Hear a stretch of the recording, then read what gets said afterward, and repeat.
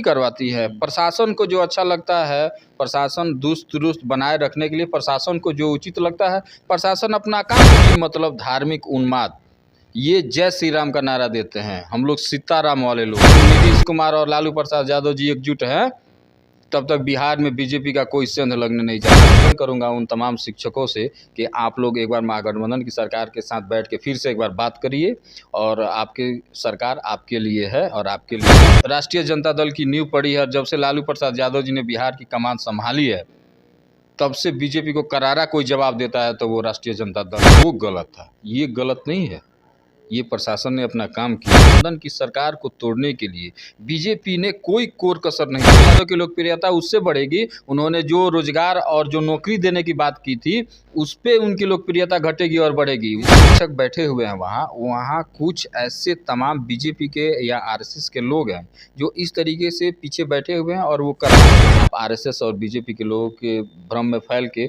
जिस तरीके से धार्मिक उन्माद में शामिल होते जा रहे हैं, ये बिहार के भविष्य के लिए सही नहीं है। बीजेपी की ओर से विधानसभा का घेराव था, और घेराव के बाद से आज अभी कुछ देर पहले न्यूज़ ये आ रहा है कि तमाम जो बड़े नेता, छोटे नेता, बीजेपी के नेता, उन पर लाठीचार्ज हो रहा है। और खबरों अभी एक खबर निकल कर आ रही है कि एक बीजेपी कार्यकर्ता की मौत हो गई है। इसी बीच हम गोपालगंज हैं और गोपालगंज के हमारे साथ राष्ट्रीय जनता दल के युवा नेता दिवाकर यादव हैं। हम इनसे बात करेंगे कि कुछ माह पहले ही ये जो लाठीचार्ज का जो सिलसिला है, लगभग इनके पार्टी के ऊपर, तेजस्वी यादव के ऊपर ये चलाया गया था। आज कुछ दिन बाद सत्ता पलटने के बाद से आज बीजेपी की ओर बीजेपी के जितने तमाम नेता लोग हैं उनको मारा गया है, उन पे लाठीचार्ज किया गया है। किस नज़रिया से देखते हैं दिवाकर यादव, इनसे हम बात करेंगे। सबसे पहले क्या कुछ प्रतिक्रिया देना चाहते हैं भैया लाठीचार्ज को लेकर? देखिए अजय जी, ये लाठीचार्ज जो भी हुआ है, ये बीजेपी के जितने भी उन्मादी नेता हैं जो धार्मिक उन्माद और जातीय उन्माद फैला के और महागठबंधन की सरकार को विफल करना चाहते हैं, बिहार सरकार का इसमें कहीं कोई भागीदारी नहीं है। बिहार प्रशासन ने अपना काम किया है, अपनी व्यवस्था को चुस्त दुरुस्त बनाए रखने के लिए जो प्रशासन को उचित लगा है वो प्रशासन ने अपना काम किया है। अच्छा, जब से लाठीचार्ज हुआ है तब से तमाम फेसबुक पे देखा जा रहा है कि जो आरजेडी के जो जितने भी समर्थक लोग हैं काफ़ी खुश है। वो दिखला रहे हैं कि वक्त की बात है, एक वक्त ऐसा था जो हम पे लाठीचार्ज हुआ, आज जो समय बदल गया है और बीजेपी के जितने भी नेता लोग उन पर लाठीचार्ज हुआ। देखिए, जिस तरीके से महागठबंधन के या राष्ट्रीय जनता दल के विधायक लोगों के साथ अमर्यादित तरीके से विधानसभा में घुस के जिस तरीके से चीरहरण का काम हुआ था, वो गलत था। ये गलत नहीं है, ये प्रशासन ने अपना काम किया है। वो विधायक पे आप विधानसभा में घुस के जो लोकतंत्र की मंदिर है उसमें जिस तरीके से राष्ट्रीय जनता दल के लोगों के साथ जिस तरीके से व्यवहार किया गया था, वो अपने आप में दुर्भाग्यपूर्ण और इतिहास के लोकतंत्र के इतिहास में सबसे कलंकित दिन था। और रही बात खुश होने की, तो खुश होने की इसमें कोई बात नहीं है। इसमें प्रशासन ने अपना काम किया है, प्रशासन अपना काम कर रही है और अच्छे ढंग से कर रही है।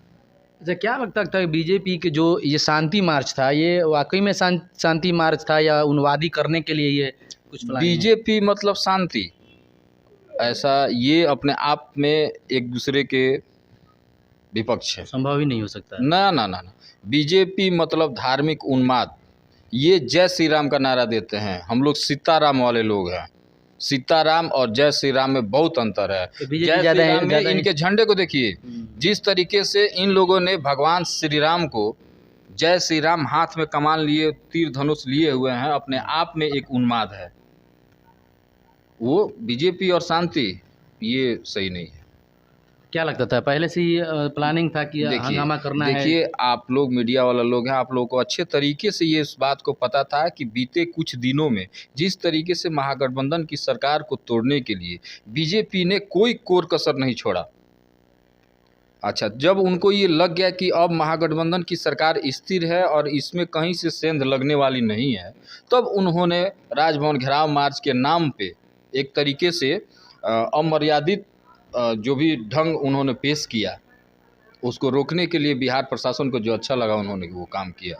सम्राट चौधरी का बड़ा बयान आ रहा है कि करारा जवाब मिलेगा जब भी हमारी सोच आएगी, इससे कड़ा मतलब जवाब इनको मिलेगा। तो एक बात बताइए, वो किसको कह रहे हैं कि करारा जवाब मिलेगा? अब ये सोचने की उनको ज़रूरत है। आज उनको क्या मिला है? और ये महागठबंधन और राष्ट्रीय जनता दल के लोगों के लिए कह रहे हैं क्या? बिल्कुल, वो विपक्ष को ही कर रहे हैं कि हम आने वाले समय में तो इससे कई गुना ज़्यादा तो खतरनाक। सम्राट चौधरी को पता होना चाहिए कि जब से बिहार में राष्ट्रीय जनता दल की नींव पड़ी है, जब से लालू प्रसाद यादव जी ने बिहार की कमान संभाली है, तब से बीजेपी को करारा कोई जवाब देता है तो वो राष्ट्रीय जनता दल है। वो कह रहे हैं, हम लोग देते आ रहे हैं और देंगे करारा जवाब जिसको बोलते हैं, और आज इसका प्रत्यक्ष प्रमाण भी उनको दे दिया गया है। नहीं, देखा गया पिछली बार जब एनडीए की सरकार थी उसमें कहीं ना कहीं जब आप विपक्ष में थे तो आपके साथ ये घटना घटित हुआ था। तो अगर ऐसे समय अगर कभी बीजेपी की अगर आ रही है, तमाम दावे कर रही है बीजेपी कि हमारी सरकार आ रही है, 24-25 में सरकार आ रही है, हमने मुख्यमंत्री बनेंगे, अगर ऐसी अगर हो जा रहा है तो क्या संभव है कि अजय जी महागठबंधन की सरकार उनको बेचैनी क्यों बनी है? बीजेपी वालों को बेचैनी इसलिए बनी है कि दूर दूर तक बिहार में कहीं नहीं दिख रहे हैं। वो कहाँ बिहार में आने जाने वाले हैं? इस गफलत में सम्राट चौधरी हैं। किस गफलत में है? जब तक नीतीश कुमार और लालू प्रसाद यादव जी एकजुट हैं तब तक बिहार में बीजेपी का कोई सेंध लगने नहीं जा रहा है। इस गफलत से सम्राट चौधरी दूर रहे। अच्छा, किस नज़रिया से देखते हैं ये जो घटनाएं होती है? एक तरफ किसी की भी सरकार हो, चाहे सत्ता में आप हो या वो हो, अगर ऐसी चीज़ें लगातार होती जाए, अगर सत्ता में आप है तो आप लाठीचार्ज कराएं, अगर सत्ता में वो है तो वो लाठीचार्ज, तो कहीं ना कहीं बिहार की लाठीचार्ज सरकार थोड़ी करवाती है। प्रशासन को जो अच्छा लगता है, प्रशासन दुरुस्त दुरुस्त बनाए रखने के लिए प्रशासन को जो उचित लगता है, प्रशासन अपना काम करती है। आरोप तो तेजस्वी यादव और नीतीश कुमार पर है। साफ तौर पे उन लोगों का बयान यही है कि तेजस्वी यादव और नीतीश कुमार ने उनको पिटवाया। जी जी, ये बयान आप सड़कों पे क्या कर रहे थे? जिस तरीके से वो लोग उन्माद फैला के और उन्माद तरीके से जिस तरीके से आगे बढ़ते जा रहे थे, कि सिस्टम है उसको आपको वहाँ जाके रुकना है, प्रशासन आपसे बात करेगी। आपने जिस तरीके से प्रशासन के साथ दुर्व्यवहार किया, प्रशासन ने उसको रोकने के लिए आपके साथ उस तरीके से काम किया। उसमें सरकार का कहीं से कोई भागीदारी नहीं। क्या लगता है ऐसी कुछ घटनाएं के बाद केंद्र सरकार जो है बौखलाहट के साथ ही फिर से तेजस्वी यादव पे सीबीआई और ईडी का छापा पड़ने वाली है? तो उसके लिए हम लोग तैयार हैं। वो तो हर महीने वो कर रही है। सीबीआई ईडी जो भी उनकी संस्थाएं हैं उसका दुरुपयोग कर रही हैं, वो उसके लिए हम लोग तैयार हैं, हमारे नेता तैयार हैं। आप 3-4 दिन पहले की बात है कि वो जब उन लोगों ने कहा कि जब तेजस्वी यादव की एयरपोर्ट पे आएंगे उनकी गिरफ्तारी हो जाएगी। सोचिए किस तरीके का वो लोग भ्रम फैलाते हैं जनता के बीच, किस तरीके से वो गुमराह करते हैं। तमाम बड़े बड़े मीडिया में ये बातें चल रही थी कि तेजस्वी यादव जैसे ही एयरपोर्ट में आएंगे उनको गिरफ्तार कर दिया जाएगा और नीतीश कुमार फिर से एनडीए में जाकर हाथ मिलाकर बिहार में सरकार बनाने वाली है। ये तमाम इसी बातें चल रही थी। भाई साहब, तो इसी का तो प्रमाण दिया गया ना आपको कहीं से आज के डेट में 3 या 4 दिन के बाद ही क्या आपको लग रहा है कि महागठबंधन की सरकार में कहीं सेंध भी लगने वाली है? कहीं नहीं। निश्चिंत रहिए, 2024 का किला जो है महागठबंधन सरकार के नेतृत्व में पूरे भारत में फतह होने वाली है। निश्चिंत रहिए, ये आपको दिख जाएगा। और 1-2 दावे और भी बता दूं कि जैसे ये घटना हुआ है कहीं ना कहीं आपके सामने 1-2 दिन में ये कहीं ना कहीं दिखाई दे ही देगा कि तेजस्वी यादव और के ऊपर फिर से सीबीआई की जांच वगैरह। हम लोग तैयार हैं भाई, हम लोग तैयार हैं। हम लोग को आदत हो गई है। लालू यादव के वंशज हैं हम लोग। लालू यादव के सुपुत्र हैं श्री तेजस्वी यादव जी। वो जानते हैं कि बीजेपी वाले क्या करेंगे। तुम कुछ भी करो, हम तुम्हारे लिए तुम्हारे सामने सीना चौड़ा करके खड़े हैं। हम बीजेपी के सामने नतमस्तक नहीं होंगे, हम बीजेपी से हाथ नहीं मिलाएंगे। और बीजेपी जिस तरीके से धार्मिक उन्माद फैलाती है, हम लोग सिख, हिंदू, मुस्लिम, सिख, ईसाई को लेकर चलने वाले लोग हैं। हम लोग लेके चलेंगे।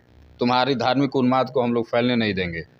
अच्छा, अभी एक सोशल मीडिया पे एक कंटेंडर है, क्रिएटर बाबू के नाम से वीडियो चलाते हैं, राणा दीपू सिंह। उनका अभी एक वीडियो बनकर आ रहा है जिसमें साफ तौर पर लिख रहे हैं कि चारा चोर का नालायक बेटा ने बिहारियों के साथ ऐसा किया, बिहारियों के साथ अपमान किया, बिहारियों को बेड़ा गर्क कर दिया। इतनी ऐसी बातों को किस नजरिए से? उनका क्या नाम बताया आपने? राणा दीपू सिंह। राणा दीपू सिंह। राणा दीपू सिंह के पीछे राजनीति को समझिए। वो आशुतोष जो भूमिहार जी हैं उनको वो चैलेंज कर रहे हैं। वो अपने आप को भूमिहारों का नेता बनाने में लगे हैं कि हमको भूमिहार नेता मान ले। अच्छा। वो इसलिए इस तरीके के अमर्यादित भाषा का प्रयोग कर रहे हैं। वो अपने आप को नेता बनाने की कोशिश कर रहे हैं। आपका क्या जवाब रहेगा? लगातार जब भी ऐसी घटनाएं होती है तो तेजस्वी यादव और लालू यादव ही क्यों टारगेट होते हैं? सत्ता में तो नीतीश कुमार भी हैं, तो तेजस्वी यादव और लालू यादव की टारगेट क्यों किया जाता है? बार बार तेजस्वी यादव को नाम को लेकर बदनाम क्यों क्यों किया जाता है? पिछले दिन आपने देखा होगा कि जैसे ही मनीष कश्यप की गिरफ्तारी हुई तो सबसे ज़्यादा किसी का नाम आया तो उसमें तेजस्वी यादव का आया। कहीं ना कहीं सब लोग इस नज़र से देख रहे हैं कि तेजस्वी यादव का गलती है, तेजस्वी यादव ने गिरफ्तार कराया। तमाम तरह से पूरे बिहार भर में ये मीडिया में चल रहा है कि तेजस्वी यादव ऐसे सत्ता में जब दो साथ है एनडीए नीतीश कुमार के साथ गठबंधन है, तो तेजस्वी यादव का नाम आने का कारण क्या है? देखिए, कुछ खास वर्ग के लोगों पे लालू यादव को टारगेट करके रखा जाता है या उनके वंशज को टारगेट करके रखा जाता है, और वो एक तरीके से प्री प्लानिंग तो होता है। और आज के डेट में भी देखिए, लालू प्रसाद यादव एक ऐसे शख्स हैं कि आज तक उन्होंने बीजेपी के सामने झुकने का काम नहीं किया। उन्हीं का सुपुत्र तेजस्वी यादव है, वो भी झुकने का काम क्या नहीं लगता कर है रहे जब हैं। ऐसे आरोप लगता है तो क्या लोकप्रियता वगैरह घटती नहीं है? तमाम तरह के जो लोग हैं, जो लोग जो मनीष कश्यप के बारे में नहीं जानते, सच्चाई नहीं जानता है कि आप एक बात किस कारण बताइए, गिरफ्तार हुआ, आप एक बात वो बताइए। लोग तो बोल रहे हैं कि नहीं कि तेजस्वी गिरफ्तार कराया, आप तेजस्वी एक बात गिरफ्तार आ बताइए, गया है। लोकप्रियता तो की वैसे बात चीज़ आप को ले कर रहे हैं हाँ, अजय जी, बोलिए। लोकप्रियता की बात आप कर रहे हैं, तो लोकप्रियता किससे बढ़ती है? आप हमारी शिकायत कर दीजिएगा, इससे हमारी लोकप्रियता घट जाएगी। तेजस्वी यादव की सर, लोकप्रियता आज के सुन डेट में लीजिए, आपको हम बता दे सुन रहे लीजिए, हैं, सुन आज के लीजिए। डेट में अगर झूठ को 10 बार बोला जाए ना अरे तो झूठ वैसा सही कुछ साबित हो नहीं, जाता कुछ है नहीं सर, होने ठीक है? जाने वाला है। जिस विधानसभा चुनाव में तेजस्वी यादव की लोकप्रियता कैसे बढ़ी? तेजस्वी यादव की लोकप्रियता उससे बढ़ेगी, उन्होंने जो रोजगार और जो नौकरी देने की बात की थी, उस पे उनकी लोकप्रियता घटेगी और बढ़ेगी। वो दिन रात रोजगार और नौकरी देने की बात कर रहे हैं और दे रहे हैं। आप ईमानदारी से बताइए कि जितनी वैकेंसीज बिहार में महागठबंधन की सरकार में आई हैं, क्या उतनी कभी आई थी? हमारी लोकप्रियता या तेजस्वी यादव की लोकप्रियता इस पे बढ़ती है।